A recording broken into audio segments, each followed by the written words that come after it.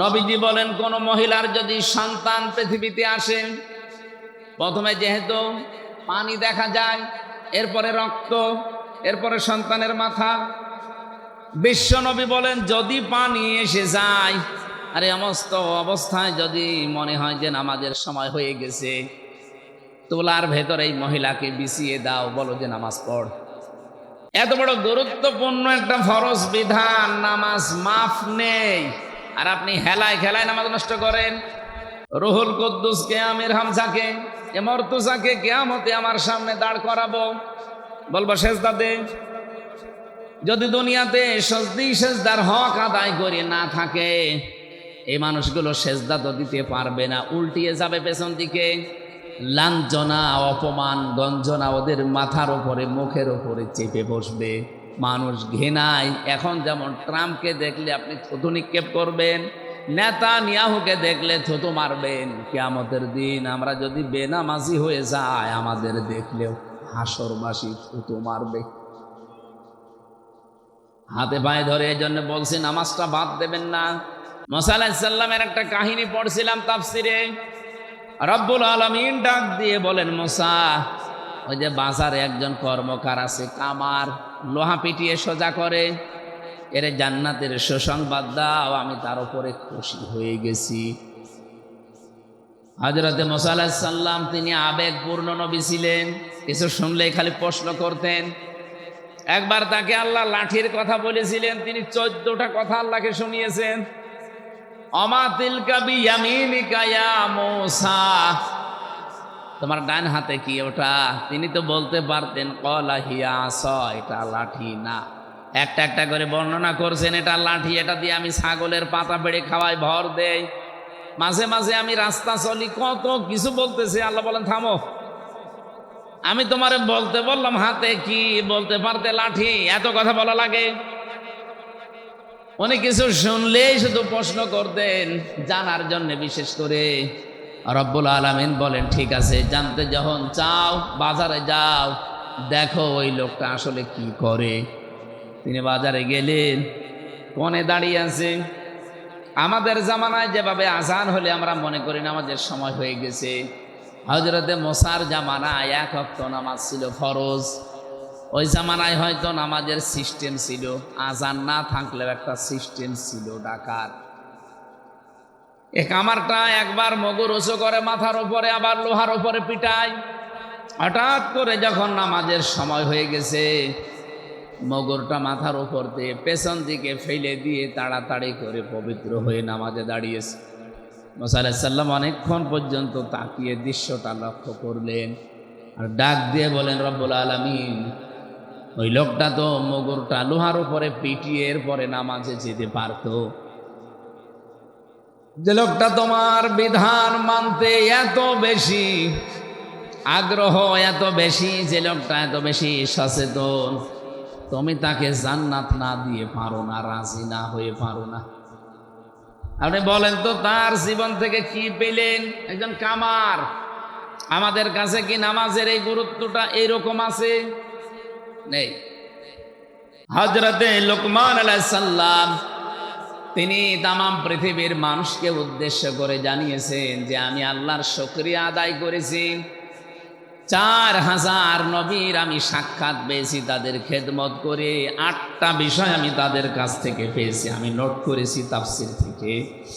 1 নম্বরে তিনি বলেন, ইযা কুনতা ফিস সলাতি ফাহফাজ কলবাকা ওয়া ইযা কুনতা ফি গায়রিল বাইতি ফাহফাজ আইনাকা।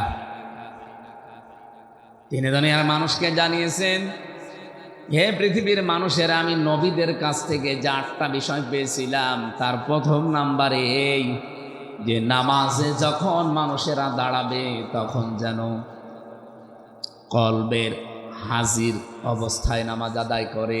লা সলাতা ইল্লা বি হুজুরিল কলব, কলবকে হাজির করা, উপস্থিত করা ছাড়া কিন্তু আপনার নামাজ পড়লেও আদায় হবে না।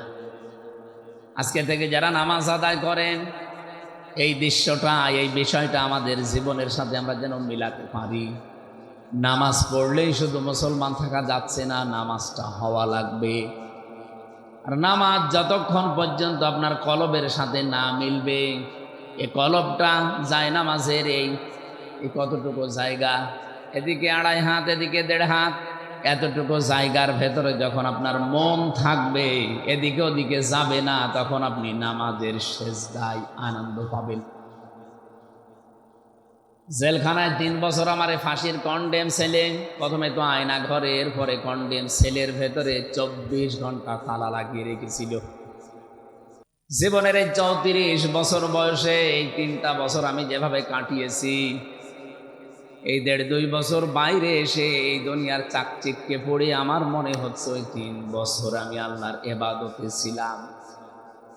গভীর রজনীতে আমি সেজদা দিয়ে যে মজা পেয়েছি, এখনো সেজদা দেই, কিন্তু ওই মজাটা এখন আর হয় না। রাত 2টা-3টার সময় 1.5 পারা 2 পারা 3 পারা পর্যন্ত নামাজে তেলাওয়াত করে আধা ঘন্টা 45 মিনিট 1 ঘন্টা আমরা এক একটা সেজদায় পড়ে থাকতাম। ওই সময় দেখেছি এমনিতেই চোখ দিয়ে অঝোর নয়নে পানি আসতো। আর এমন একটা মজা, এমন একটা আলাদা স্বাদ আমি সেজদায় পেয়েছিলাম, ফাঁসির ওই কন্ডেম সেলের ভেতরে, বাইরে 1.5 বছরেও এখনো পাইনি। আপনি একটু লম্বা সেজদা দিয়ে দেখেন, কলবটা হাজির নাজির করে যদি সত্যি আপনি সেজদা দিতে পারেন, আমার তো মনে হয় যারা মন থেকে নামাজ আদায় করা আরম্ভ করবে, ওই মানুষগুলোকে বোম মারলেও তারা সেজদা থেকে বিরত হবে না। আজকে থেকে সিদ্ধান্ত নেওয়া লাগবে, সাতক্ষীরাবাসী বহু অত্যাচার জুলুম নির্যাতনের শিকার হয়েছেন। আমার তো মাঝে মাঝে মনে হয় আল্লাহ পাক যদি বাংলাদেশের 64 জেলার মানুষকে ঈমানের পরীক্ষার উপরে এই মাজলুম অবস্থা থেকে জান্নাত দেওয়া আরম্ভ করে, 1 নম্বরে সাতক্ষীরা দিয়ে আরম্ভ করবে, এরপরে চাঁপাইনবাবগঞ্জ, এরপরে চট্টগ্রাম, আমাদের কুষ্টিয়া আছে কিন্তু অনেক পরে, কারণ আমরা বেশিরভাগই তো ছিলাম পিরাই আরামে। বড় বড় আল্লাহর ওলিগুলো আল্লাহ কুষ্টিয়ায় দিয়েছে, হাসানুল হক ইনু, মাহবুবুল আলম হানিফ, তবে আল্লাহর ওলি না। কিন্তু এই সমস্ত জেলার বিষয়গুলো আমরা যেহেতু দেখেছি, এই জন্য অনেক ভালোবাসি আপনাদেরকে ঈমানের কারণে। চাঁপাইনবাবগঞ্জ, সাতক্ষীরা শুনলে আমরা এমনিতে নরম হয়ে যাই।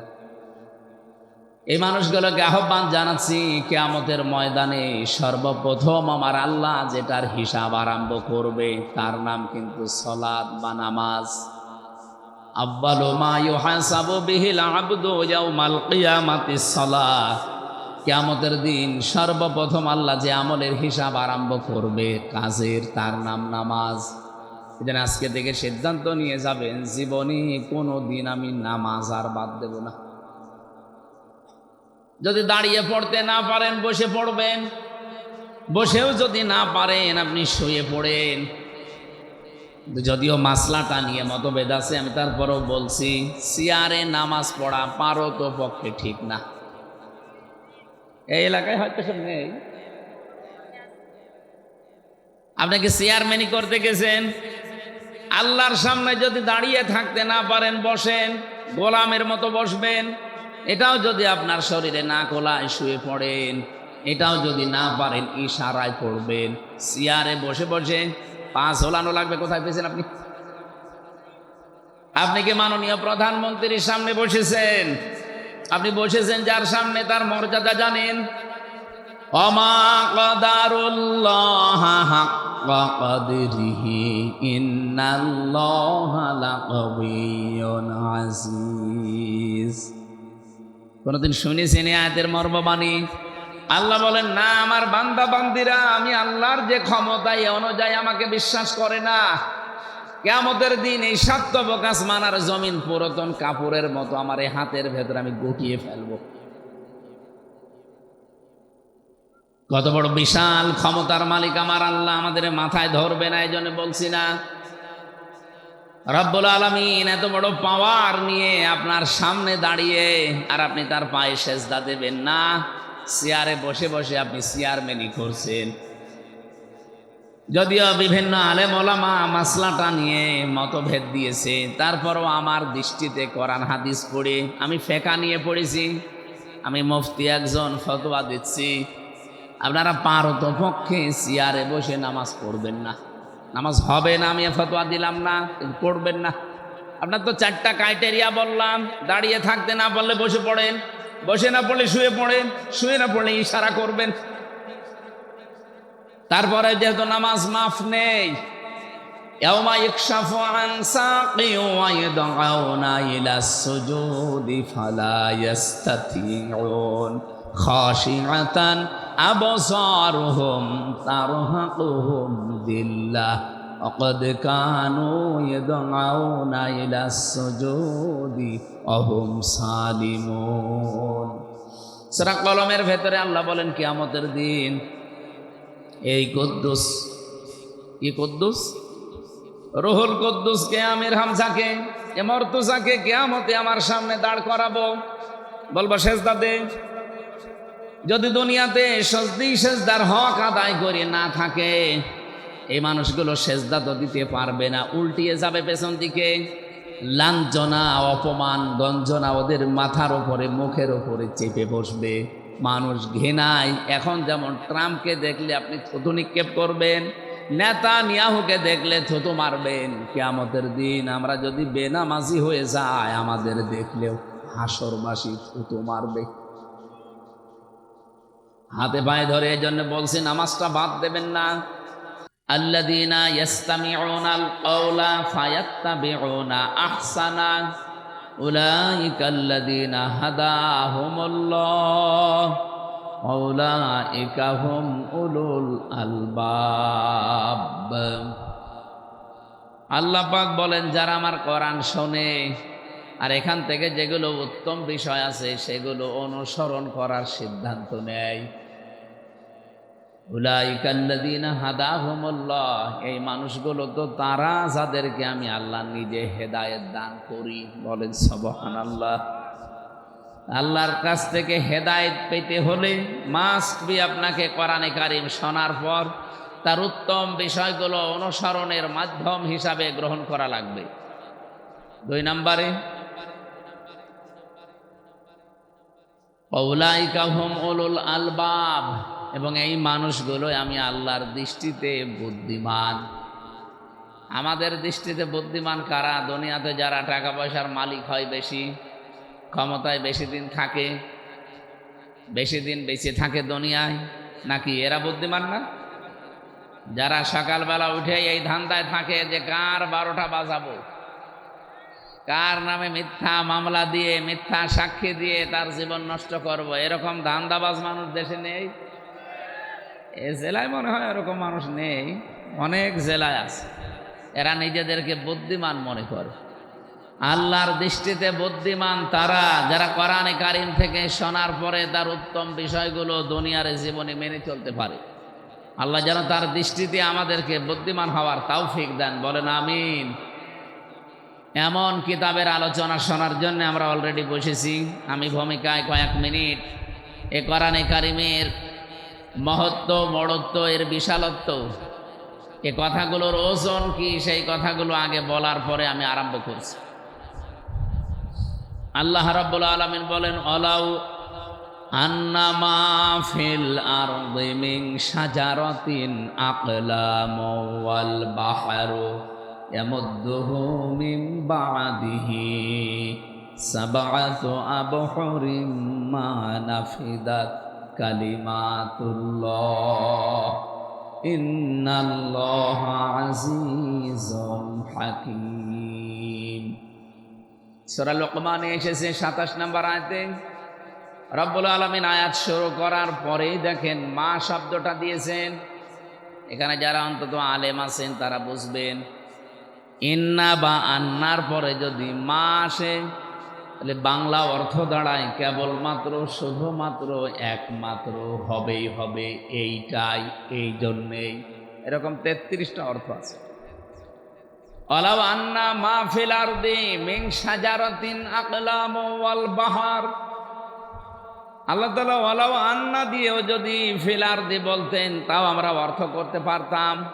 যারা আলেম আমরা আছি, তো মা দিয়ে আল্লাহ এমন গ্যারান্টি দিয়েছেন, কেবলমাত্র শুধুমাত্র প্রকৃত পক্ষে এই জন্যেই সত্যই তাম পৃথিবীতে যত গাছগাছালি আছে, এই সুন্দরবন সহ আমাজন জঙ্গলের গাছ সহ এ গাছগুলো যদি কেউ কলম বানিয়ে ফেলে, পৃথিবীতে যত সমুদ্র আছে এর সাথে যদি আরো 7টা সমুদ্রের পানি যোগ করে কেউ লিখতে আরম্ভ করে কালি বানিয়ে, রব্বুল আলামিন বলেন হয়তো একদিন সব কালি শেষ হয়ে যাবে।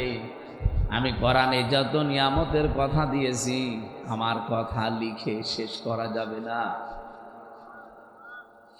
মা নাফিদাত কালিমাতুল্লাহ, আমি আল্লাহর কালামগুলো ছোট্ট ছোট্ট শব্দে আমি আল্লাহ তোমাদেরকে জানিয়েছি, কিন্তু এত ব্যাখ্যা এর ভেতরে লুকিয়ে রেখেছি। আজ 1500 বছর চলছে, কত মানুষ কতভাবে তাফসির লিখেছে। আমার এই ছোট্ট জীবনে প্রায় 42টার উপরে তাফসির আমার দেখা অলরেডি সুযোগ হয়েছে। দেশে বিদেশের বিভিন্ন লাইব্রেরিতে এখনো মনে হয় কোরআনের কোনো আয়াতের তাফসির পড়তে গেলে কেবলমাত্র পড়ছি এই মনে হয়।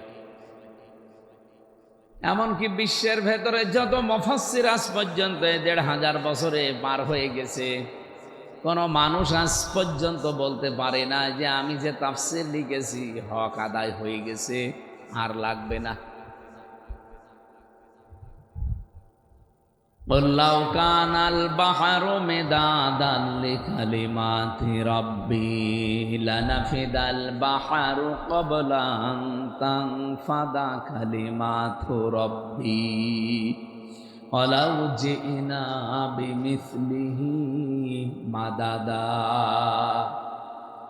রব্বুল আলামিন সূরা কাহফের 109 নম্বর আয়াতে আমাদেরকে জানিয়েছেন, নবী আপনি বলেন লাউ কানাল বাহরু মিদাদান লিকালিমাতি রাব্বি লানাফিদাল বাহরু ক্বাবলা আন তানফাদা কালিমাতু রাব্বি। এখানে ওই একই কথা আল্লাহ রিপিট করলেন, যদি সমুদ্রের পানিগুলো সব কালি করে কেউ লিখতে আরম্ভ করে, আমার বর্ণনা লেখার আগেই পানিগুলো সব কালিগুলো শেষ হয়ে যাবে। আমি আয়াতগুলো যখন ব্যাখ্যা পড়ি ভাবি, বিশ্বের বড় বড় লাইব্রেরিতে আমি কম যাইনি, বড় বড় দেশের বড় বড় লাইব্রেরিগুলো আমি ঘুরেছি, ভিজিট করে দেখেছি কত কিতাব সেখানে। মালয়েশিয়া ইন্টারন্যাশনাল বিশ্ববিদ্যালয়ে যে লাইব্রেরি আমি পেয়েছি, আমারও বিশ্ববিদ্যালয় আছে কুষ্টিয়াতে, এর চাইতে কম পক্ষে 10 ডবল বড় হবে। আপনার কোনো কিতাব যদি খুঁজতে হয় কম্পিউটারে সার্চ দেবেন, বলবে অমুক তলায় অমুক র্যাকের উপরে অমুক নাম্বার লাইনে ওই জায়গায় পাওয়া যাবে, যান। তাছাড়া আপনি যদি মনে করেন ওই কিতাবটা আমি খুঁজতে যাই, এমনি বন বন করে শুধু ঘুরবেন, জীবনেও খুঁজে পাবেন না।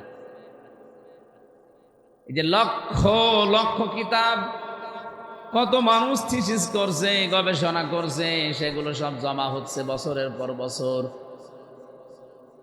এতগুলো বিষয় থাকার পরে আমি আশ্চর্য হয়েছি, সবার উপরে আল্লাহর কোরআন এভাবে রেহালের উপরে রেখে দিয়েছে। তার মানে বোঝাতে চাচ্ছি কোরআনের ব্যাখ্যা এই লাইব্রেরিতে যত বই আছে সব, এমনকি পৃথিবীতে যত কিতাব আল্লাহ পাঠিয়েছিলেন, তাওরাত, জবর, ইনজিল, 100 সহিফা, সবগুলো এক জায়গায় যা করলে হবে সবগুলো কথা আল্লাহ সূরা ফাতিহায় দিয়ে দিয়েছেন। আমাদের এই ছোট্ট জীবনের ছোট্ট সময়ে 1-1.5 ঘন্টা 2 ঘন্টায় কোরআনের আয়াতের কোনো বিষয় শেষ করা সম্ভব তো নয়, শুধু ইঙ্গিত দেওয়া যায়। আমরা ইঙ্গিত থেকেই যেন শিক্ষাগুলো নিতে পারি, আল্লাহ তাওফিক দেন, আমিন। তেলাওয়াত, রসুলের উপরে দরুদ আর সালাম পাঠ করার মাধ্যমে তেলাওয়াত করেছি মাত্র একটা আয়াত, সূরা লোকমান 12 নম্বর আয়াতটা। 31 নম্বর সূরা কোরআনে কারিমের 34টা আয়াত আছে, 4টা রুকু আছে, মক্কায় নাজিল হয়েছে। লোকমান এটা এক জ্ঞানী ব্যক্তির নাম, ওনাকে আল্লাহ বহু জ্ঞান দিয়েছিলেন, কিন্তু ওনাকে আল্লাহ নবী বানান। লা ইয়ানজুরু ইলা সুওয়ারিকুম ওয়া আমওয়ালিকুম ওয়ালাকিন ইয়ানজুরু ইলা কুলুবিকুম ওয়া নিয়াতিকুম। আল্লাহ নবী বলেন, ইন্নাল্লাহা লা ইয়ানজিরু ইলা সুওয়ারিকুম ওয়া আমওয়ালিকুম। অবশ্যই আল্লাহ কোন মানুষের এই চেহারার দিকে নজর করেন না, তার সম্পদের দিকে, তার পদের দিকে, প্রভাব প্রতিপত্তির দিকে খেয়াল করেন না। আল্লাহ শুধু খেয়াল করেন তার অন্তরের দিকে আর তাকওয়ার দিকে। তার কলবটা আসলে কি বলে, এই কলবের ভেতরে জায়গা আছে কার, এইটা আমার আল্লাহ দেখেন। হযরতে লোকমানের যে চেহারার বর্ণনা তাফসিরে পড়েছি, এখন বললে আপনারই কেমন যেন লাগবে। এই পৃথিবীতে আমি 3 জন কালো মানুষের জীবনী পড়েছি। তাদের জীবনী পড়তে গিয়ে পেয়েছে যে এত কালো মানুষ পৃথিবীতে আল্লাহ মনে হয় আর পাঠাননি, আর পাঠাবে কিনা তাও জানি না। তার ভেতরে হযরতে ওমর রাদিয়াল্লাহু তাআলা আনহুর বাড়িতে একজন কাজ করতেন। 2 নম্বরে হযরতে বেলাল, 3 নম্বরে এই যে সূরাটা পড়লাম লোকমান। তাফসীর বর্ণনা ইবনে কাসির বলেন তার জহব্বা ছিল ঝুলে থাকা, ঠোঁটগুলো মোটা, উনি শর্ট ছিলেন, বেটে, চুলগুলো কোকড়ানো ছিল। চেহারার বর্ণনা যেটা বললাম, হাড়ির তলা তো দেখেছেন, এও তো দেখতে ভালো লাগে, এর চাইতেও কালো ছিল, কুচকুচে। চেহারার যে বর্ণনা দিলাম, একবার শোনার পরে আর একবার দেখতে মন চাবে। অথচ আল্লাহর দরবারে তার মর্যাদা এত বেশি আল্লাহ দিয়েছেন। রব্বুল আলামিন বলেন, ওয়ালাকাদ আতাইনা লুকমানাল হিকমাতা আনিশকুর লিল্লাহ। অবশ্যই আমি লোকমানকে জ্ঞান দিয়েছিলাম, হিকমা দান করেছিলাম, আর তাকে বলেছিলাম আমার শুকরিয়া আদায় করো। আমায় ইয়াশকুর, যে ব্যক্তি শুকরিয়া আদায় করবে, ফাইন্নামা ইয়াশকুরু লিনাফসি, সে তো কেবলমাত্র শুধুমাত্র তার নিজের জন্যই শুকরিয়া করে। আমান কাফারা ফাইন্নাল্লাহা গনিয়্যুন হামিদ। কোন মানুষ যদি মুখ ফিরিয়ে নেয়, কুফরি করে, আল্লাহর নিয়ামত পাওয়ার পরে গোপন করে রাখে, সেজন্য জেনে রাখে আমার আল্লাহ মুখাপেক্ষীহীন, প্রশংসিত। এটা বাংলা অর্থ ছিল। সূরা লোকমানের ভেতর থেকে আমি যতগুলো তথ্য পেয়েছি, আমি যদি কোনো জায়গায় কথা বলি 1 ঘন্টা, কমপক্ষে তার উপরে আমার 20 ঘন্টার উপরে পড়াশোনা করা থাকে। আজকের এই তেলাওয়াতকৃত আয়াতে এত তথ্য আমার মাথার ভেতরে আছে, 1-1.5 ঘন্টা না, আমার সারা জীবনে বললেও শেষ করা সম্ভব না, এত কথা আছে। আল্লাহ যেন খুব অল্প সময়ে ডেলিভারি দেওয়ার তৌফিক দান করেন, বলেন আমিন। বলেন তো, লোকমান আলাইহিস সালাম উনি নবী ছিলেন না, কিন্তু আলাইহিস সালাম বলা লাগে তাকে। চেহারার যে বর্ণনা শুনলেন, আমি কি আরেকবার বর্ণনা দিলে আপনার ভালো লাগবে? এইরকম মানুষটার মর্যাদা আল্লাহর কাছে এত বেশি, তিনি দুনিয়ার জীবদ্দশায় 4000 নবীর সাক্ষাৎ পেয়েছিলেন। 4000। তিনি তার জীবনীতে আমি পড়েছি 4000 নবীর সাক্ষাৎ শুধু পাননি, 4000 নবীর খেদমত তিনি করেছিলেন। প্রশ্ন আসতে পারে, উনি কয় বছরই বেঁচে ছিলেন, এত নবীর সাক্ষাৎ পেলেন? পৃথিবীতে আল্লাহ নবী পাঠিয়েছেন প্রায় 1,24,000, মতান্তরে 2,24,000। এত নবী আর রাসূলের ভেতরে হযরতে লোকমান সাক্ষাৎ পেয়েছিলেন 4000 নবী আর রাসূলদের। তিনি প্রত্যেকের খেদমত করে 8টা জিনিস দুনিয়াতে তিনি অর্জন করেছিলেন। এ কোরআনে কারিমে আমার আল্লাহ 8টা জিনিস কোরআনে ছড়িয়ে দিয়েছেন।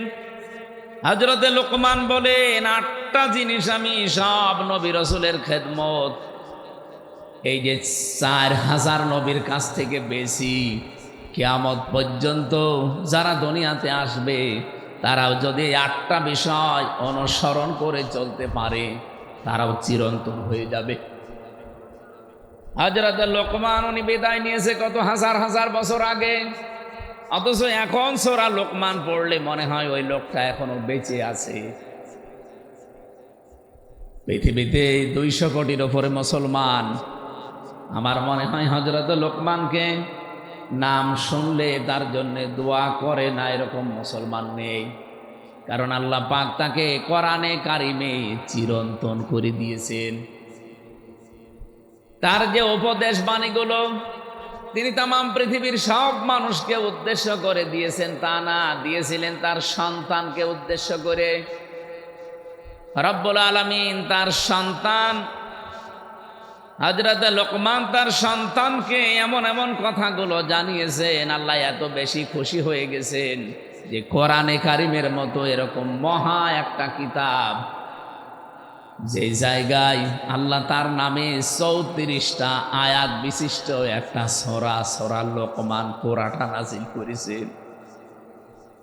আপনি সূরার নাম দেখবেন, সূরা মুহাম্মদ আছে, সূরা ইউনূস আছে, সূরা ইউসুফ আছে। এই যে নাম বলছে এগুলো সূরা ইব্রাহিম আছে, সূরা হুদ আছে, সূরা নূহ আছে, এগুলো সব নবীদের নাম। হযরত লোকমান নবী হিসাবে নির্বাচিত হতে পারেননি, কিন্তু তিনি এমন জ্ঞান অর্জন করে জ্ঞানটা কাজে লাগিয়েছিলেন। রব্বুল আলামিন বলেন এই জ্ঞান কাজে লাগানোর কারণে আমি আল্লাহ তাকে চিরন্তন করে রেখেছি। তিনি যে 8টা বিষয় তাম পৃথিবীর মানুষকে জানাতে চেয়েছেন, ওই 8টা বিষয় আমাদেরকে এখন অর্জন করা আবশ্যক ও কর্তব্য আমি মনে করি আমাদের দরকার। দলমত আদর্শ আমাদের আলাদা থাকতেই পারে, কোরআন যেহেতু সবাই আমরা পড়লেও সূরা লোকমান আমাদের পড়া লাগে, এজন্য সবার জন্য সূরা লোকমানের এই 8টা বিষয় প্রযোজ্য। 1 নম্বরে আল্লাহ বলেন আমি তাকে জ্ঞান দিয়েছিলাম। এই যে জ্ঞানটা, এটা আমার আল্লাহ পাক তার বান্দা হযরত লোকমানকে দান করার পরে, লোকমান আলাইহিস সালাম সহ যত মানুষ তারা দুনিয়াতে জ্ঞান পেয়েছে, তারা জ্ঞান পাওয়ার পরে বিনয়ী হয়ে গেছে। আমরা অনেকে জ্ঞান পাই, কিন্তু জ্ঞান পাওয়ার পরে বিনয়ী হওয়ার পরিবর্তে অহংকারী হয়ে যায়। আমি আজকে একটা ভিডিও দেখছিলাম, 2জন শিক্ষিত মানুষ মাঝি তাদেরকে নিয়ে যাচ্ছে একটা নৌকা দিয়ে, ডিঙ্গি নৌকা দিয়ে পার করে। মাঝ বরাবর যাবার পর ওনারা 2জন তো সাঁতার জানে না, ঢেউ যখন উঠেছে নৌকা বা ডিঙ্গি টলমল করে। আল্লাহ রসুলের দোহাই দিয়ে, বাবা মায়ের কিরা দিয়ে, কসম দিয়ে বলছে মাঝি ভালো করে চালান, আপনি আমাদের মা, আপনি আমাদের বাবা। এত বিনয়ী হয়ে কথাগুলো বলছিল। আমি বারবার ওই লোকটার মুখের দিকে তাকিয়ে দেখি, লোকটা চোখ মুখতেছে, তার মানে কাঁদতেছে। জীবনের মায়া যখন ভেতরে এসে গেছে, লোকটা কেঁদে ফেলেছে। এতগুলো কথা 2-3 মিনিট বলার পর আস্তে আস্তে নৌকা যখন তীরে একেবারে ভিড়ে গেছে, লাফ দিয়ে ডাঙ্গায় নেমে এবার মাঝিকে গালিগালাজ আরম্ভ করেছে। তুই এত দেরি করলি কেন? মা বাবা তোরে গালি। আমার ভিডিওটা 4-5 মিনিটের হবে। এই দৃশ্যটা দেখার পরে আমার মনে হচ্ছে বাংলাদেশের অনেক জ্ঞানী মানুষ, শিক্ষিত মানুষের সাথে এটা আজ মিলে যাচ্ছে। কি কাকতে মেহনতি করেছিল মানুষেরা বলেন তো? যে মানুষগুলোর প্রশংসায় যে 18 মাস ধরে আপনি করলেন, তাদের জীবন দেওয়ার জন্য, বীরত্ব গাথার জন্য কত কিছু বলে তাদেরকে আকাশে তুলে দিলেন, অথচ এই মানুষগুলো এখন পুরাটা চোখ উল্টিয়ে ফেলেছে। জ্ঞান পেলে মানুষ বিনয়ী হয়, এটা জ্ঞানের প্রথম বৈশিষ্ট্য। কিন্তু যারা আজ জ্ঞান পেয়ে বিনয়ী না হয়ে আজ পুরাটা চোখ উল্টিয়ে অহংকারী হয়ে গেছেন, আল্লাহর কসমে জ্ঞানী শয়তানের মতো আপনাকে ডোবাবে। এজন্য আমার প্রথম কথা ছিল শুধু ঈমান আনলে আর জ্ঞান অর্জন করলেই সম্মান বাড়বে না, জ্ঞানের উপরে কাজ করা লাগবে। আপনার জ্ঞান কি ওইটা বলে যে মানুষগুলোর জন্য আজ আমির হামজা এই সাতক্ষীরার আশা শুনি অন্তত এই ময়দানে হাজারো মানুষের সামনে কথা বলতে পারছে। আপনি কোনোদিন কল্পনা করেছেন এই 17 বছরে? আমি তো সাতক্ষীরার নাম ও মুখে আনতে ভয় পেতাম, কারণ এটা বাংলাদেশের দ্বিতীয় কারবালা। এমন কোন জুলুম অত্যাচার নেই এই 17 বছরে এই জেলায় হয়নি। আমরা শুনেছি, দেখেছি, মানুষের বাড়ি ঘর বোল্ডোজার দিয়ে ভেঙে দিয়েছে। এই কথা বলেন না কেন? এগুলো সব সাক্ষী। 2 জন অলরেডি এই ইউনিয়নে শাহাদত বরণ করেছে সালেমের বিরুদ্ধে। আল্লাহ তাদেরকে শাহাদতের সর্বোচ্চ মাকাম দান করেন। শহীদ আব্দুল সালাম, আর একজন কি জানেন? শহীদ জাবেদ। এই মাঠে জানাজা হয়েছিল, আল্লাহ তাকে জান্নাতের সর্বোচ্চ মাকাম দান করেন, আমিন। কোরআনে কারিমে সূরা নমল 19 নম্বর পারায় আছে। এটা যখন আমি তেলাওয়াত করি মাঝে মাঝে আমার এই আয়াতটা বেশি মনে হয়। ওয়ালাকাদ আতাইনা দাউদা ওয়া সুলাইমানা ইলমা, অবশ্যই আমি দাউদ এবং সুলাইমানকে ইলম দিয়েছিলাম, জ্ঞান দিয়েছিলাম। ওয়াকাল আলহামদুলিল্লাহিল্লাযী ফাদ্দালানা আলা কাসীরিন মিন ইবাদিহিল মুমিনিন। তারা 2 জনে আমি আল্লাহর শুকরিয়া আদায় করেছে। আল্লাযী ফাদ্দালানা আলা কাসীরিন মিন ইবাদিহিল মুমিনিন, এ পৃথিবীতে বহু মুমিন বান্দাদের উপরে তাদের মর্যাদা আমি আল্লাহ প্রতিষ্ঠা করেছিলাম। বলেন তো, যে 2 জন নবীর নাম বললাম, হযরতে সুলাইমান, হযরতে দাউদ আলাইহিস সালাম, তাদের মর্যাদা আমরা সাধারণ মানুষের উপরে বেশি না কম? আকাশের তারকা লক্ষ লক্ষ দেখা যায়, কিন্তু চাঁদ একটা। নবীজি বলেন, নবীদের সম্মান মর্যাদা সাধারণ মানুষের কাছে ঠিক চাঁদের মতো। এইরকম সম্মানী মানুষগুলো কি নত হয়েছিলেন, কি বিনয়ী হয়েছিলেন, আপনি এই আয়াতের পরবর্তী আয়াতগুলো পড়ে দেখবেন সূরা নমলের। আমার মনে হয় বাংলাদেশে আজ যারা অহংকারী হয়ে গেছেন তাদেরকে কোরআনের এই আয়াতগুলো বেশি বেশি পড়া দরকার। যেহেতু অন্য ধর্মের লোক খুব কম আমাদের দেশে, মাত্র এই দেশে বাস করে 8 ভাগ অন্যান্য ধর্মের লোক, আর আমরা আছি এই দেশে নামধারী হলেও 92 ভাগ মুসলমান। এই জন্য আহ্বান জানাচ্ছি, জ্ঞান আল্লাহ যাদেরকে দান করে, জ্ঞানের প্রথম বৈশিষ্ট্য সে বিনয়ী হবে, নম্র হবে। সে জ্ঞান অর্জন করার পরও যদি বিনয়ী নম্রতা কারো ভেতরে না আসে, অহংকার চলে আসে, বুঝতে হবে শয়তান তাকে দখল করে ফেলেছে। কি নাম যেন ভাইয়ের? রুহুল কুদ্দুস। বাড়িতে যাওয়ার পরে ভাবিকে সালাম দিয়েছে, ম্যাডাম সালামের জবাব না দিয়ে ওনার রুহুল কুদ্দুস নাম ধরে গালি দিচ্ছে, মা বাপ তুলে, শুকুরের বাচ্চা, কুকুরের বাচ্চা। ওনার ভালো লাগবে? রাগ হবে? আপনি তো কথা শুনতেছে নাকি ঘুমিয়ে গেছে?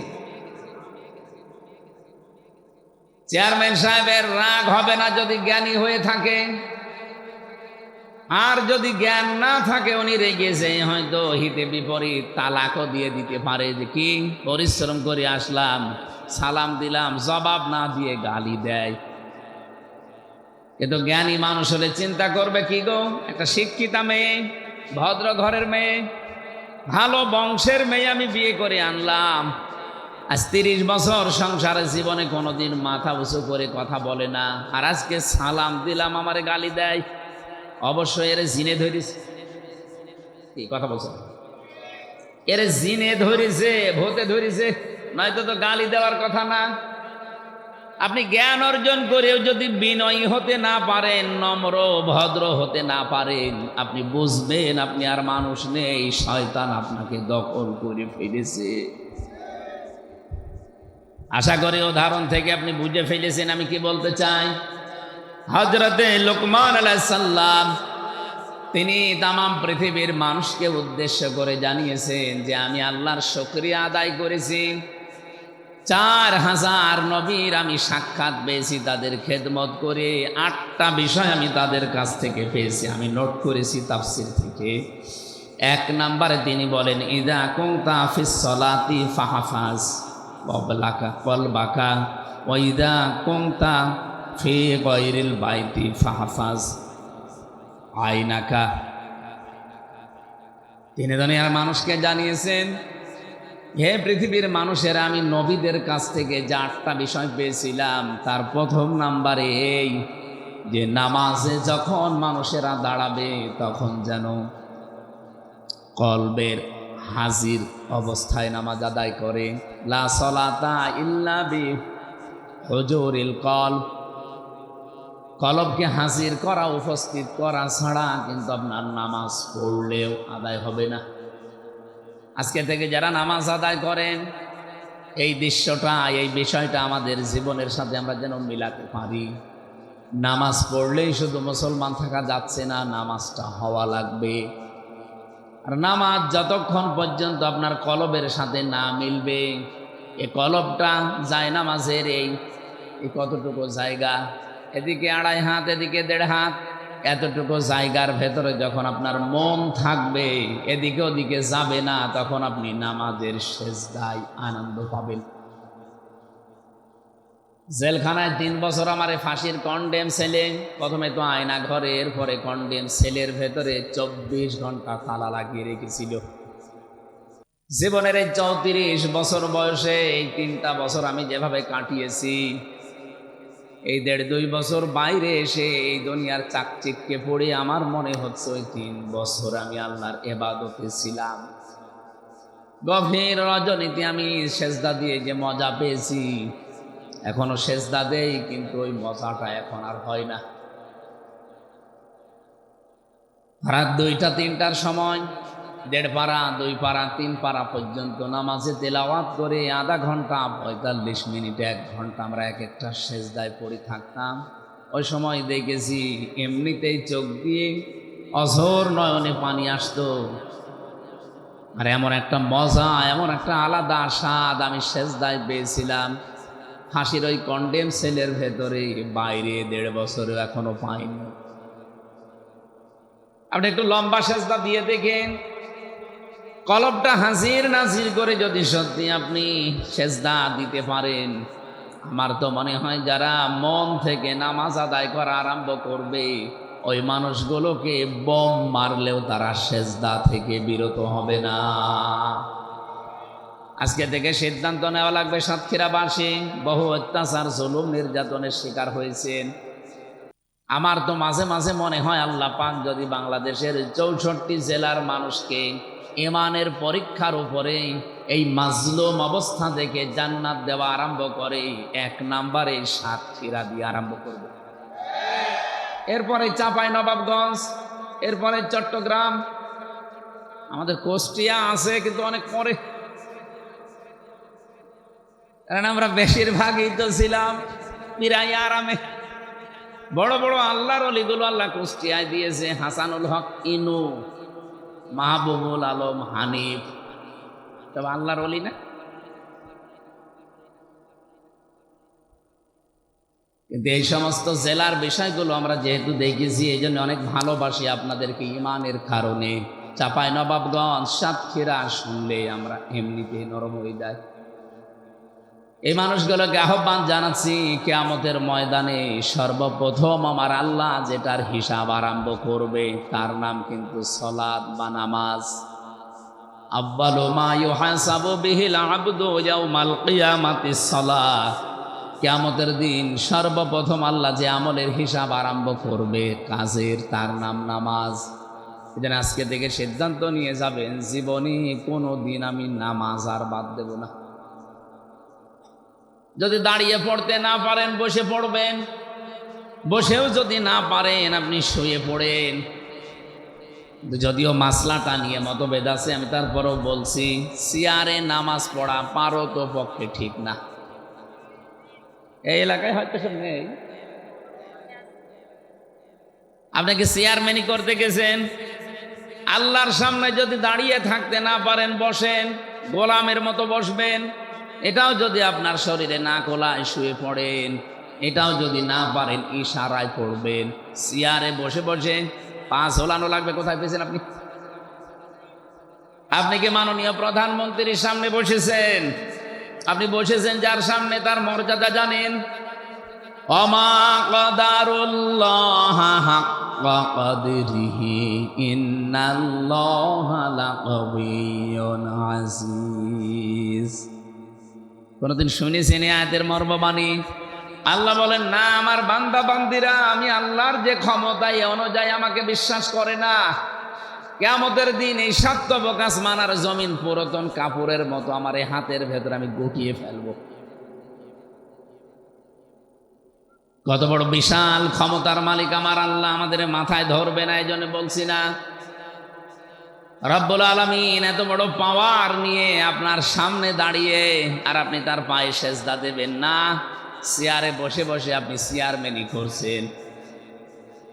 যদিও বিভিন্ন আলেম ওলামা মাসলাটা নিয়ে মতভেদ দিয়েছে, তারপরও আমার দৃষ্টিতে কোরআন হাদিস পড়ে, আমি ফেকা নিয়ে পড়েছি, আমি মুফতি একজন, ফতোয়া দিচ্ছি, আপনারা পারতপক্ষে চেয়ারে বসে নামাজ পড়বেন না। নামাজ হবে না, আমি ফতোয়া দিলাম না, পড়বেন না। আপনার তো 4টা ক্রাইটেরিয়া বললাম, দাঁড়িয়ে থাকতে না পারলে বসে পড়েন, বসে না পড়লে শুয়ে পড়েন, শুয়ে না পড়লে ইশারা করবেন। তারপরে যেহেতু নামাজ মাফ নেই, ইয়াউমা ইকশাফু আন সাকি ওয়া ইয়াদউনা ইলাস সুজুদি ফালা ইস্তাতিউন খাশিআতান আবসারুহুম তারহাকুহুম দিল্লাহ ওয়াকাদ কানু ইয়াদউনা ইলাস সুজুদি ওয়া হুম সালিমুন। সূরা কলমের ভেতরে আল্লাহ বলেন, কিয়ামতের দিন এই কুদ্দুস, কি কুদ্দুস? রুহুল কুদ্দুসকে, আমির হামজাকে, এ মর্তুজাকে কিয়ামতে আমার সামনে দাঁড় করাবো, বলবো সেজদা দে। যদি দুনিয়াতে সেজদার হক আদায় করে না থাকে, এই মানুষগুলো সেজদা তো দিতে পারবে না, উল্টিয়ে যাবে পেছন দিকে। লাঞ্ছনা, অপমান, গঞ্জনা ওদের মাথার ওপরে, মুখের ওপরে চেপে বসবে। মানুষ ঘৃণায়, এখন যেমন ট্রাম্পকে দেখলে আপনি থুতু নিক্ষেপ করবেন, নেতানিয়াহুকে দেখলে থুতু মারবেন, কিয়ামতের দিন আমরা যদি বেনামাজি হয়ে যায়, আমাদের দেখলেও হাসরবাসী থুতু মারবে, হাতে পায়ে ধরে। এই জন্য বলছি নামাজটা বাদ দেবেন না। নবীজি বলেন, কোন মহিলার যদি সন্তান পৃথিবীতে আসে, প্রথমে যেহেতু পানি দেখা যায়, এরপরে রক্ত, এরপরে সন্তানের মাথা। বিশ্ব নবী বলেন, যদি পানি এসে যায় আর এই সমস্ত অবস্থায় যদি মনে হয় যে নামাজের সময় হয়ে গেছে, তোলার ভেতরে এই মহিলাকে বিছিয়ে দাও, বলো যে নামাজ পড়। এত বড় গুরুত্বপূর্ণ একটা ফরজ বিধান, নামাজ মাফ নেই, আর আপনি হেলায় খেলায় নামাজ নষ্ট করেন। মুসা আলাইহিস সালামের একটা কাহিনী পড়ছিলাম তাফসিরে। রব্বুল আলামিন ডাক দিয়ে বলেন, মুসা, ওই যে বাজারে একজন কর্মকার আছে, কামার, লোহা পিটিয়ে সোজা করে, এর জান্নাতের সুসংবাদ দাও, আমি তার উপরে খুশি হয়ে গেছি। হযরতে মুসা আলাইহিস সালাম তিনি আবেগপূর্ণ নবী ছিলেন, কিছু শুনলেই খালি প্রশ্ন করতেন। একবার তাকে আল্লাহ লাঠির কথা বলেছিলেন, তিনি 14টা কথা আল্লাহকে শুনিয়েছেন। অমা তিলকা বিয়ামিনিকা ইয়া মূসা, তোমার ডান হাতে কি ওটা? তিনি তো বলতে পারতেন ক্বালা হিয়া আসা, এটা লাঠি না। একটা একটা করে বর্ণনা করছেন, এটা লাঠি, এটা দিয়ে আমি ছাগলের পাতা পেড়ে খাওয়াই, ভর দেই, মাঝে মাঝে আমি রাস্তা চলি, কত কিছু বলতেছে। আল্লাহ বলেন, থামো, আমি তোমারে বলতে বললাম হাতে কি, বলতে পারতে লাঠি, এত কথা বলা লাগে? উনি কিছু শুনলেই শুধু প্রশ্ন করতেন, জানার জন্য। বিশেষ করে রব্বুল আলামিন বলেন, ঠিক আছে, জানতে যখন চাও বাজারে যাও, দেখো ওই লোকটা আসলে কি করে। তিনি বাজারে গেলেন, কোণে দাঁড়িয়ে আছে। আমাদের জামানায় যেভাবে আজান হলে আমরা মনে করি নামাজের সময় হয়ে গেছে, হযরতে মুসার জামানায় 1 ওয়াক্ত নামাজ ছিল ফরজ। ওই জামানায় হয়তো নামাজের সিস্টেম ছিল, আজান না থাকলেও একটা সিস্টেম ছিল ডাকার। এ কামারটা একবার মগর উঁচু করে মাথার উপরে, আবার লোহার উপরে পিটায়। হঠাৎ করে যখন নামাজের সময় হয়ে গেছে, মগরটা মাথার উপর দিয়ে পেছন দিকে ফেলে দিয়ে তাড়াতাড়ি করে পবিত্র হয়ে নামাজে দাঁড়িয়েছে। মুসা আলাইহিস সালাম অনেকক্ষণ পর্যন্ত তাকিয়ে দৃশ্যটা লক্ষ্য করলেন আর ডাক দিয়ে বলেন, রব্বুল আলামিন, ওই লোকটা তো মুগুরটা লোহার উপরে পিটিয়ে এরপরে নামাজে যেতে পারতো। যে লোকটা তোমার বিধান মানতে এত বেশি আগ্রহ, এত বেশি, যে লোকটা এত বেশি সচেতন, তুমি তাকে জান্নাত না দিয়ে পারো না, রাজি না হয়ে পারো না। আপনি বলেন তো তার জীবন থেকে কি পেলেন? একজন কামার। আমাদের কাছে কি নামাজের এই গুরুত্বটা এইরকম আছে? নেই। রমজান এসেছিল যতগুলো শিক্ষা দিতে, আমি তো প্রায় 27টা শিক্ষার উপরে অর্জন করেছি। এখন আমার কাজ হবে, আমার যে হাদিস ছিল, আহাব্বুল আমালি ইলাল্লাহি আদওয়ামুহা ওয়া ইন ক্বাল্লা, বুখারী শরীফের হাদিস। নবীজি বলেন, আল্লাহর কাছে পৃথিবীতে সবচাইতে ভালো মহব্বতের ভালোবাসার কাজ হচ্ছে ওইটা যেটা কন্টিনিউয়াস করা হয়, প্রতিনিয়ত প্রতিদিন করা হয়, যদিও কাজটা অল্প হয়। রমজানে যেহেতু একটা অভ্যাস আমাদের তৈরি হয়ে গেছে, নামাজ আদায় করা, জামাতে নামাজ পড়া, এমনকি তাহাজ্জুদেরও অভ্যাস আমাদের অনেকের হয়ে গেছে। এটা ধরে রাখবেন, কন্টিনিউয়াস, কম হোক তারপরও ধরে রাখেন। আদওয়ামুহা ওয়া ইন ক্বাল্লা, যদি আপনি এটা বাস্তবে রাখতে পারেন, দায়েম কায়েম ভাবে, কন্টিনিউয়াস ভাবে, একটা দিন এভাবে করে করে, অল্প হলেও আমার আল্লাহর কাছে এটা সবচাইতে দামি কাজ। বলেন সুবহানাল্লাহ। দুনিয়াতে যত ইবাদতের কথা আমরা পড়েছি, মাওলানা সাহেব বলছিলেন, এই জমিন যার, বিধান চলবে তার, এটা আল্লাহর কাছে প্রিয় কাজ। অন্যান্য হাদিসের বর্ণনা আছে, এই পৃথিবীতে আল্লাহর কাছে প্রিয় কাজ হচ্ছে তাকে সেজদা দেওয়া। আমি পড়া কোরআন শরীফের ভেতরে 2টা কাতারের কথা পেয়েছি। কাতার, এই 2টা কাতারকে আল্লাহ সবচাইতে বেশি ভালোবাসেন, দেখলেই তিনি খুশি হয়ে যান। 1 নম্বরের কাতার পাবেন সূরা সফ 4 নম্বর আয়াতে, ইন্নাল্লাহা ইউহিব্বুল্লাযীনা ইউকাতিলুনা ফী সাবিলিহি সাফফান কান্নাহুম বুনয়ানুম মারসুস। অবশ্যই আল্লাহ তোমাদের ভেতরে ওই কাতারকে বেশি ভালোবাসেন যারা সীসা গলা প্রাচীরের মতো ঐক্যবদ্ধ হয়ে জমিনে আল্লাহর বিধান কায়েমের জন্য চেষ্টা করে। আর সাতক্ষীরার মানুষের এটা করছে আমি জানি। এখানে 4টা আসনে 4টায় আপনারা ইনসাফের পক্ষে রায় দিয়ে সংসদে কোরআনের পক্ষে কথা বলার জন্য পাঠিয়েছে। আপনার কি মনে হয় মুহাদ্দিস রবিউল বাশার জীবনেও কোনোদিন মূর্তির পক্ষে কথা বলবে? কথা বলে না কেন? উনি শিরিক করতে বলবে।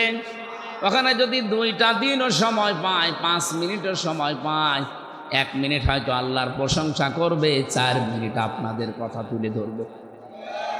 কিন্তু বহু মানুষকে আমরা দেখছি সংসদ অধিবেশন শুরু হওয়ার পর থেকে আজকের পর্যন্ত যেই কয়টা অধিবেশনে গেলাম, সিরিয়াল হিসাবে যাদের নাম আসে তারা আল্লাহর প্রশংসা তো দূরের কথা, শুধু মানুষের প্রশংসায় পঞ্চমুখ।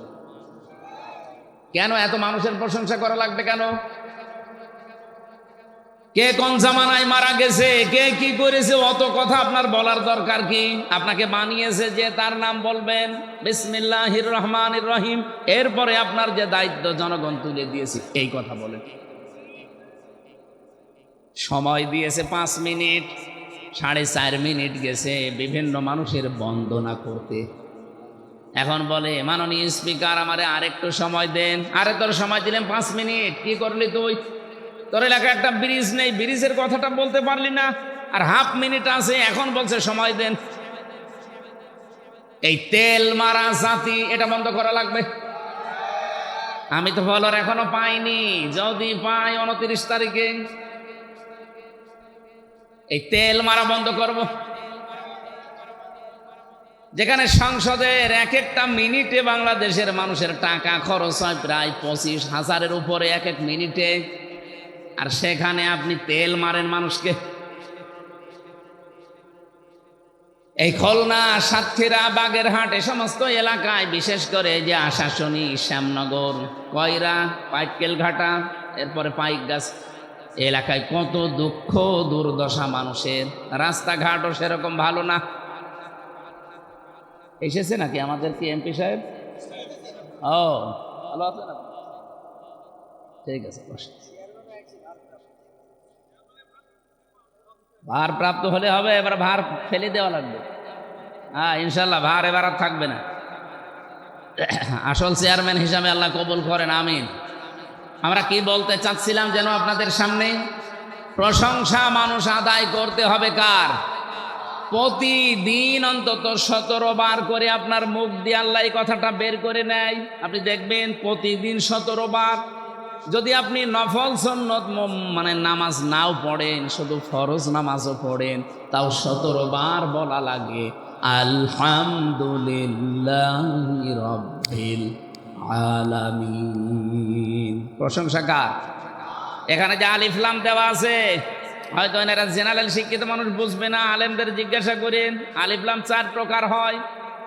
এখানে আল্লাহ পাক নির্দিষ্ট করে দিয়েছেন যে যত প্রশংসা হতে পারে তুমি তোমার মুখ দিয়ে বলো আল্লাহ সব প্রশংসার মালিক তুমি। এমনকি আমি দেখেছি কাবা শরীফে মানুষ যখন যায়, যে কাপড়টা পরে যায় ওটা মনে করি আমরা যে এহরামের কাপড়, না ওটা কাফনের কাপড়। মানুষ তো আমরা মরে গেলে তাকে ধোয়ানো গোসল করানো, এরপরে কাফনের কাপড় পরাই।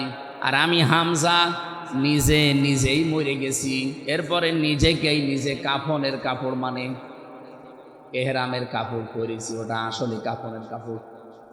এটা পরার পরে আল্লাহর ঘরের দিকে চারিদিকে বারবার ঘুরি, মানে কি যে আল্লাহ আমি সব ছেড়ে দিয়ে এসেছি, তোমার পেছনে ঘুরতেছি। 1 নম্বরেই বলা হয় লাব্বাইক, আল্লাহ আমি কিন্তু উপস্থিত হয়ে গেছি তোমার দরবারে। আল্লাহ বলেন দাঁড়া, কোথায়? সেই বাংলাদেশ 6000 কিলোমিটার দূর থেকে এসেছি মক্কায়, আমার ঘরের কাছে এসে বলছি লাব্বাইক। ঠিক আছে দাঁড়া, তোর নাম আমার হাসিরা খাতায় আমি লিখে নেব, কিন্তু 1 নম্বরে তোরে বলা লাগবে যে আমি মুশরিক না। লাব্বাইক আল্লাহুম্মা লাব্বাইক লা শারীকা লাকা লাব্বাইক। 1 নম্বরে স্বীকৃতি দেওয়া লাগে যে আল্লাহ আমি হাজির হয়ে গেছি। আল্লাহ বলেন তোর নাম আমি লিখবো হাজিরা খাতায়, তুই যে আমার বান্দা, তুই যে আমার বান্দি, এই কথাটা আমি লিখবো, কারণ এই শব্দটা এত দামি আমি আল্লাহর কাছে। কোরআন শরীফের ভেতরে বিশ্ব নবীকে আমি যত নামে নামে ডাক দিয়েছি, সবচাইতে প্রিয় নাম আমি আল্লাহর কাছে বান্দা। এই জন্য কোরআন শরীফে দেখবেন তাবারাকাল্লাযী নাযালাল ফুরকানা আলা আবদিহি লিয়াকুনা লিল আলামিনা নাযীরা। এই আয়াতের মাঝখানে আবদুন আছে, আবদুন মানে বান্দা। ওয়াইন কুনতুম ফি রাইবিম মিম্মা নাযালনা আলা আবদিনা, এখানে আলা আবদুন শব্দ দিয়েছেন। আবদুন মানে দাস, বান্দা, গোলাম, ভৃত্য, সার্ভেন্ট যাই বলেন। আল্লাহর কাছে শব্দটা এত দামি, এত ভালোবাসেন আল্লাহ। মানুষ যখনই তার ঘরে যে কথা বলে লাব্বাইক আল্লাহ আমি হাজির, আমি তোমার বান্দা, তোমার দাস, তুমি একটু লিখে নাও। আল্লাহ বলেন দাঁড়া, বল যে আমি আল্লাহ তোমার সাথে শরীক করি না, আমি মুশরিক না, আমার চিন্তা চেতনায় কোনো শিরিকের গন্ধ নেই, আমার কাজকর্মে কোনো শিরিক নেই। এ কথাটা বলার পরে আপনার নাম আল্লাহ লিখবে না, স্পেশাল ভাবে 3টা স্বীকৃতি আপনার মুখ দিয়ে আল্লাহ নিয়ে নেয়। 1 নম্বরে বলা লাগে ইন্নাল হামদা, হামদের আগে আলিফ লাম, এর আগে আছে ইন্না। আল্লাহকে আপনি নির্ধারিত করে বলছেন ইন্নাল হামদা, অবশ্যই যত প্রশংসা আছে দুনিয়াতে আজকে থেকে আমি আর কারো প্রশংসা করব না, সব প্রশংসা আমি তোমার জন্য দিয়ে দিলাম। এতটুকু বলার পরও আপনার নাম হাজিরা খাতায় উঠবে না। 2 নম্বরে বলা লাগে আবার নিয়ামাতা লাকা, যত নিয়ামত তুমি আমাকে দিয়েছো এই নিয়ামতগুলো আজকে থেকে আমি তোমার জন্য ব্যয় করব। ক্ষমতাটা নিয়ামত কার? আরো জোরে বলেন। আমি যে সুস্থ আছি এ নিয়ামত কার? দিন দিন আমার শরীরের অঙ্গ প্রত্যঙ্গগুলো সব আমার হাতছাড়া হয়ে যাচ্ছে। কখন যে চুল পেকে যায় আমাকে বলেও না, কখন যে দাঁত নড়ে যায় আমাকে বলেও না, চামড়া কখন ঝুলে যাচ্ছে আমারে বলেও না। বলেন বলেন। দিন দিন আমি একটা জগতের দিকে এগিয়ে যাচ্ছি। রব্বুল আলামিন আমাকে স্মরণ করিয়েছে যে এই যে কয়দিন সুস্থ আছো এটা কিন্তু একটা নিয়ামত, এই নিয়ামতটাও কাজে লাগাবে। আমার জন্য এটা বল আগে অন্নিমাতা লাকা। 3 নম্বরে বলা হয় অল মুলক। হে আল্লাহ, আমি যদি রাজ্য রাজনীতি দুনিয়াতে কিছু করে থাকি, আমি কথা দিয়ে গেলাম এখন থেকে তোমার জন্য করব। কত বড় গুরুত্বপূর্ণ কথা আপনি 3টা আল্লাহর সামনে বলেন, টের পান। আমার মাঝে মাঝে আজ বাংলাদেশের বিভিন্ন নেতাদের বক্তব্য শুনলে আফসোস লাগে, আল্লাহ এরা অধিকাংশই তো হাসি, এ বলে এসেছে কি আর করছে কি। 10 মিনিট কথা বললে 8 মিনিট আপনি মানুষের প্রশংসা করেন। কেন প্রশংসা আমার আল্লাহর করা যায় না? আপনি যে কথাটা বলতে পারেন, আপনি কোনোদিন চিন্তা করেছেন? বিজ্ঞান এখন তথ্যটা দিয়েছে, এক একটা কথা এই মুখের গহ্বর থেকে বের হতে এখানে যে জায়গাটা পাচ্ছেন, এখানে 27টা ধাক্কা লাগে, এরপর একটা কথা তৈরি হয়। আমি যখন বিজ্ঞান ভিত্তিক তাফসীরগুলো পড়ি, মাঝে মাঝে আমার মনে হয় আল্লাহ 27টা স্তর এখান থেকে পার করার পরে একটা কথা মুখ দিয়ে বের হচ্ছে। আর কোরআন হাদিসের ব্যাখ্যা হচ্ছে প্রতিটি স্তরে একজন করে ফেরেশতা বসে আছে।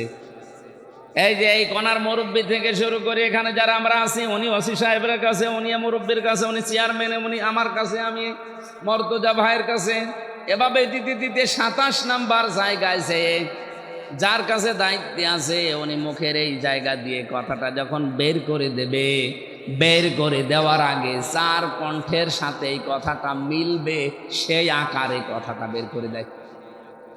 সবার কথায় যদি আল্লাহ একরকম করে বের করে দিত, আমার মনে হয় চেয়ারম্যানের বাড়িতে গেলে আমি জোতা পিটা খেতাম।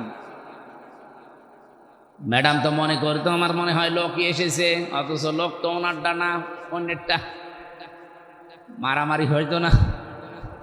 শুধু কণ্ঠের এই স্বরটাকে আমার আল্লাহ এই 27টা স্তরের ভেতরে কম্পিউটার থাকলে আপনাদেরকে আমি দেখাতে পারতাম, এমন সুন্দরভাবে সিস্টেম করে দেখাচ্ছে।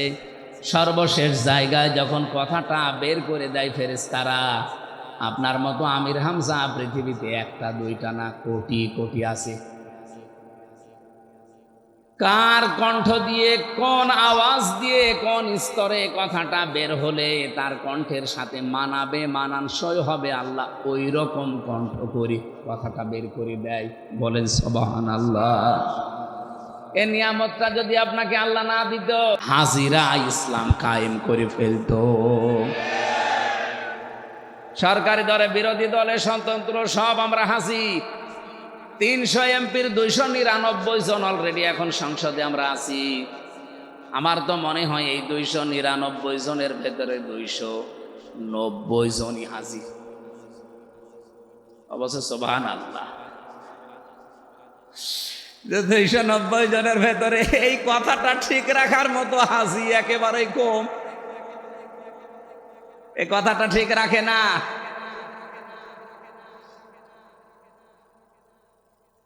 এই জন্য প্রশংসার মালিক যেহেতু আমার আল্লাহ, নামাজের ভেতরে দাঁড়িয়ে 17 বার আপনার মুখ থেকে স্পেশাল ফতোয়া আল্লাহ বের করে নিচ্ছে প্রতিদিন, আলহামদুলিল্লাহি রাব্বিল আলামিন। আমি হযরত লোকমানের কথা বলছিলাম, উনি বলেছে নামাজের ভেতরে মনটা তৈরি করো। এটা আমি 4000 নবীর থেকে পেয়েছি। আপনাদেরকে আমি উপদেশটা দিয়ে গেলাম যে যেখানেই নামাজ আদায় করেন না কেন, নামাজের ভেতরে মন তৈরি করেন। কিয়ামতের দিন যে বিশাল কঠিন অবস্থা আল্লাহ বানাবে, মেয়ে লোকের পেট ফেটে সন্তান বের হয়ে যাবে, শিশু বাচ্চাকে তার মা মনে রাখবে না। এই কঠিন অবস্থায় আল্লাহ পাক যে 7 প্রকার মানুষকে তার আরশের ছায়ায় মাছের কলিজা দিয়ে খাবার খাওয়াবে, তার অন্যতম একটা প্রকার আছে যে মানুষের কলব সব সময় আল্লাহর ঘর মসজিদের সাথে লটকানো থাকে, তার মানে নামাজের জন্য যার মনটা অস্থির থাকে, নামাজের ভেতরে আমাদের মন তৈরি করা লাগবে খুশু আর খুশু দিয়ে। আমরা নামাজ অনেকেই পড়ছি, কিন্তু নামাজের ভেতরে আমাদের মনটা থাকে না, মন চলে যায় অন্যদিকে। এমনকি নামাজের ভেতরে অনেকে মাছের ঘেড়ের হিসাব করে। কথা বলছে না? নামাজের ভেতরে দাঁড়িয়ে সাহাবা একরামের জীবনী আমি পড়ি, আর মাঝে মাঝে ওই জেলখানার কথা ভাবি যে হ্যাঁ, কিছুটা হলেও জেলের নামাজগুলো একটু ভালো ছিল। বাইরে এসে এত ব্যস্ততা, নামাজ পড়তে 2 রাকাত নামাজে তো অন্তত 5 মিনিট লাগার কথা, 3 মিনিটে ছাতা শেষ হয়ে যায়। হযরত তালহা নামাজে দাঁড়িয়েছিলেন, পাশেই তার একটা বাচ্চা খেলা করছিল। পাহাড়ি এলাকা থেকে একটা সাপ এসে বাচ্চাটাকে জড়িয়ে ফেলেছে। হযরতে তালহা নামাজে আসেন, এই জন্য তিনি খেয়াল করেননি, তেলাওয়াত মগ্ন ছিলেন। স্ত্রী দৃশ্য দেখলেন যে স্বামী নামাজে আছে, এই জন্য ডাকেন নাই। আশপাশ থেকে লোকজন ডাক দিয়ে সাপটাকে মেরে বাচ্চাটাকে বিপদমুক্ত করে বসে আছে। নামাজের পরে হইচই পড়ে গেছে। হযরতে তালহা নামাজ শেষ করার পরে জিজ্ঞাসা করলেন, স্ত্রী, এতগুলো মানুষ বাড়ির ভেতরে কি করে? স্ত্রী বলছে, সুবহানাল্লাহ স্বামী, আপনি এতগুলো ঘটনা সব ঘটে গেল, কিছু টের পাননি। আপনি নামাজে থাকাকালীন আমি দেখেছিলাম একটা বাচ্চা সাপ জড়িয়ে ফেলেছে। লোকজন ডাক দিয়ে সাপটাকে মেরে আমি বাচ্চাটাকে বিপদ মুক্ত করে বসে আছি। এতগুলো কাজ আপনার সামনে হইচই পড়েছি, আপনি কিছুই টের পেলেন না। হযরতে তালহা বলেন, স্ত্রী, নামাজের ভেতরে তেলাওয়াতে আল্লাহর সাথে কথা হচ্ছিল। আমি যখন বলছিলাম আলহামদুলিল্লাহি রাব্বিল আলামিন, আমার আল্লাহ যেন জবাব দিচ্ছেন, সাদ্দাকতা ইয়া আবদি, আমার বান্দা সত্য কথা বলছে। তার মানে এই কথাটা তার জীবনের সাথে মিল আছে, ও আল্লাহ বাদে অন্য কারো প্রশংসা করে না। আমি যখন আর রহমানির রহিম পড়েছি, আমার আল্লাহ জবাব দিচ্ছিলেন। যতগুলো কথা বলি আল্লাহ জবাব দেয়। নামাজের ভেতরে মন এদিকে ওদিকে চলে গেলেও নামাজ আর নামাজ থাকে না। আপনারা নামাজ আরম্ভ করবেন খুশু খুশু নিয়ে। আমি 2 নম্বরে পেয়েছি, হযরতে লোকমান বললেন, পৃথিবীর মানুষেরা 4000 নবীর কাছ থেকে আমি খেদমত করে এই শিক্ষাটা পেয়েছি যে কারো বাড়িতে যদি কেউ প্রবেশ করে যেন উকি ঝুঁকি না দেয়। অনেক মানুষের মন দেখবেন এরকম আছে, কারো বাড়িতে বেড়াতে গেলে শুধু উকি ঝুঁকি দেয়। এলাকায় মানুষ নেই এরকম। স্বামী স্ত্রী কোনো ঘরে যদি থাকে, কোনো মানুষ যদি দরজা জালানার ফাঁকা দিয়ে এদিক ওদিক করে তার দিকে তাকায়, নবীজি বলেন সীসা গরম করে অথবা সুচ গরম করে ও চোখ সেলাই করে দাও। কোরআনে কারিমে জানিয়েছেন আল্লাহ সূরা, এটা নূরের ভেতরে আছে 26 নম্বর আয়াত, সম্ভবত 27 নম্বর আয়াত। ইয়া আইয়ুহাল্লাযীনা আমানু লা তাদখুলু বুয়ুতান গায়রা বুয়ুতিকুম হাত্তা তাস্তানিসু ওয়া তুসাল্লিমু আলা আহলিহা। হে ঈমানদারেরা, নিজের বাড়ি হোক আর অন্যের বাড়ি হোক, আগে অনুমতি নিবা, সালাম দিবা, এরপর প্রবেশ করবা। আমাদের আজ পারিবারিক জীবনে, সামাজিক জীবনে এই আয়াতটা পালন হয় না।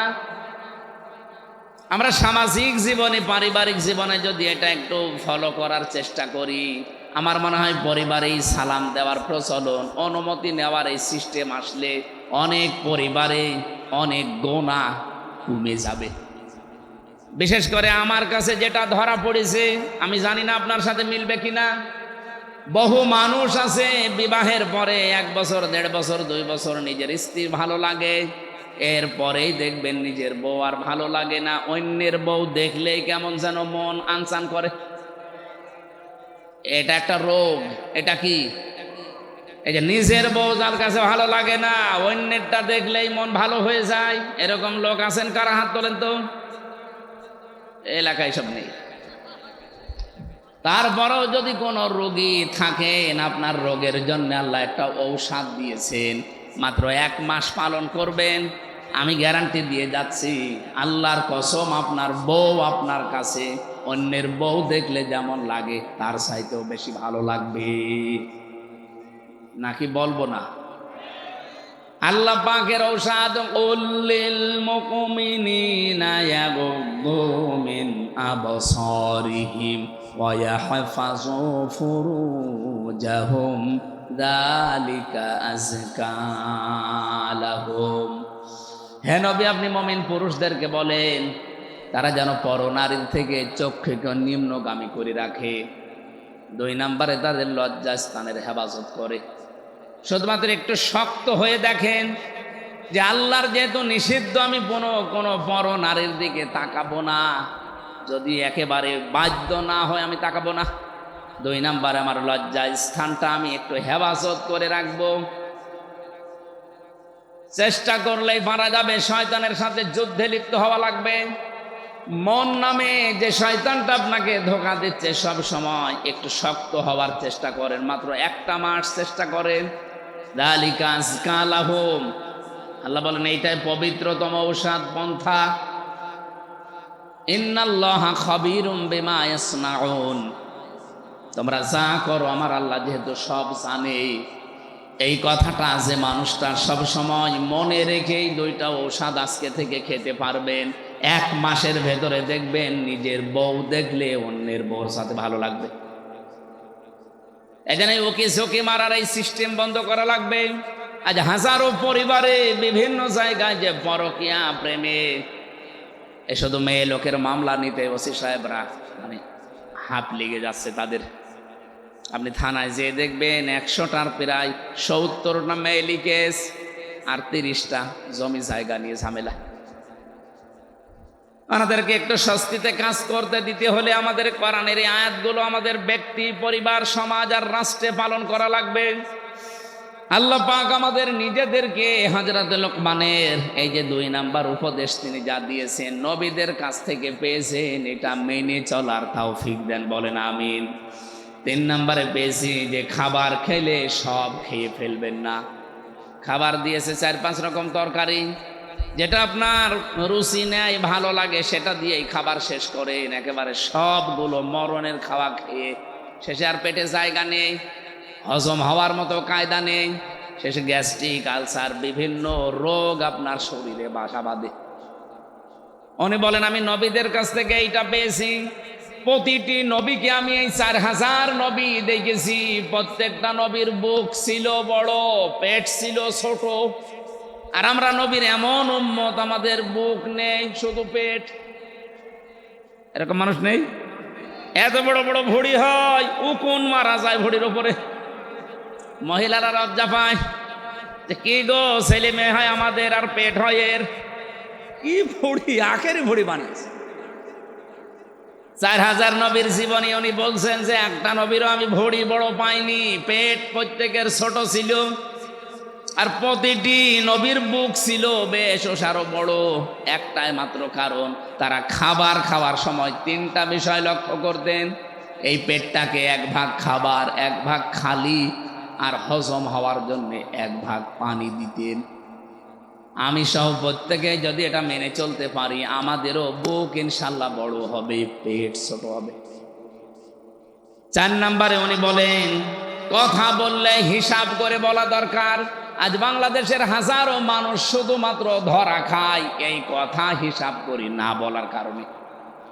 18 মাস আগে যা বলেছিল 18 মাস পরে কিন্তু সেটা আর বলছে না, পুরা উল্টিয়ে গেছে। তার মানে কথা হিসাব করে বলা যায় না। আপনি যেটা মানতে পারবেন না সেটা বলতে যান কেন? হযরত লোকমান বলেন আমি নবীদের কাছে এইটা পেয়েছি, তাও 4000 নবীর কাছে এইটা ছিল। তারা কথা বলতেন খুব হিসাব করে। আপনি এক কথা বললেন চাচা এরশাদের মতো, আবার বিকালে যে পস্তাবেন না থুক্কু আমি বলি নাই, না এরকম করা যাবে না। কথা দরকার হয় বলবেন না, শুনবেন বেশি, চুপ থাকবেন। মান সমাতা না যা, যারা চুপ থাকে তারা নাজাত পেয়ে যায়, বলেন সুবহানাল্লাহ। উনি বলেন আমি 5 নম্বরে 2টা, 5 আর 6 নাম্বার বলেন আমি এই 2টা বিষয়কে অর্জন, আর 7 আর 8 এই 2টাকে বর্জন। নবীদের কাছ থেকে 2টা আমি অর্জন করেছি আর 2টা আমি বর্জন করেছি। অর্জন করেছি এটা যে সব সময় আল্লাহকে সঙ্গে রাখা লাগবে। কাকে? 2 নম্বরে সব সময় কবরের চিন্তাটা মাথায় থাকা লাগবে, তাহলে আপনার আর মানুষের সম্পদ আত্মসাৎ করা জীবনেও হবে না। 7 নম্বরে পেয়েছি দুনিয়াকে মহব্বত বর্জন করা লাগবে। 8 নম্বরে পেয়েছি নিজেকে অহংকার মুক্ত করার চেষ্টা করতে হবে। হযরত লোকমানকে আল্লাহ জ্ঞান দিয়েছিলেন, তিনি জ্ঞান অনুযায়ী এগুলো অর্জন করে দুনিয়ার মানুষকে তিনি শুনিয়েছেন। তিনি যদি না মানতেন তাহলে কথাগুলো আমাদের আসর হতো না। তিনি মেনেছেন, দুনিয়ায় আমল করেছেন, কাজ করেছেন, এই জন্যে তার কথাটা শুনলেই আমারও এখন মানতে মনে চাচ্ছে। আপনার চাচ্ছে না? বলেন বলেন। আল্লাহ আমাদেরকে এই 8টা উপদেশ 4000 নবী থেকে যিনি পেয়েছিলেন মেনে চলার তৌফিক দেন। বলেন আমিন। আজকে আপনাদের থানার অফিসার ইনচার্জ ওসি সাহেব এসেছে, এরপরে আরও আমাদের চেয়ারম্যান সাহেব আছে। প্রধান অতিথি আসলে ভালো হতে, হয়তো উনি ব্যস্ত। সমস্ত বিষয়গুলো নোট করে 29 তারিখে আমাদের হয়তো বলা লাগবে। বিভিন্ন মন্ত্রণালয়ের মন্ত্রীরা থাকবে, তাদের কাছে আপনাদের চাহিদাগুলো তুলে ধরা লাগবে। তো কাজ আমাদের ওইটা।